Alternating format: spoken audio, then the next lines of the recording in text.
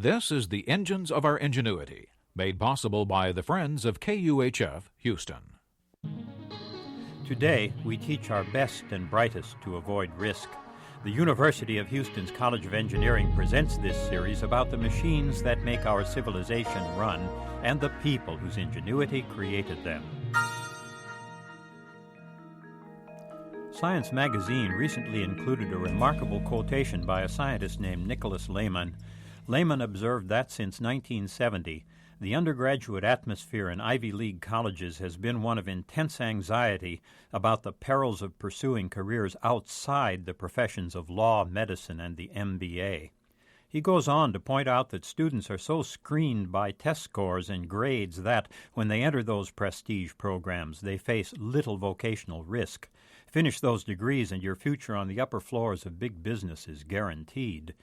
The problem is the attractive power of that promise shapes elementary and high school education, even as other careers have done in the past. Today, the prime directive of every upscale high school in America is to place students in big league law, medicine, and MBA programs. Last year, I found that parents were putting pressure on a fine school for learning-impaired students. They wanted their children in those programs. But your students are uniquely talented for fields that demand spatial visualization, I spluttered. We dyslexics make fine engineers and inventors. We do fine in art, computers, theater. Why push your students into the standard prestige programs? They're the people who will shape the material world we live in. The principal looked at me sadly and said, I know. Of course, parents want children's futures guaranteed. They push them into law, business, and medicine at the top schools. The best and brightest are winnowed out and rewarded for avoiding risk. And so, Lehman says, the top students end up advising people in power, working for people who have lived at risk.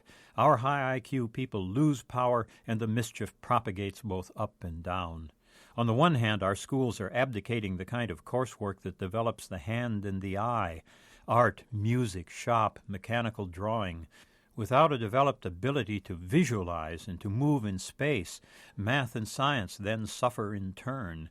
And in the halls of industry, risk aversion becomes a central theme. Quarterly balance sheets are more important than long-term development. Slogans tell us to do it right the first time, when it should be clear that the only thing we can do right the first time is something we've already done 100 times before.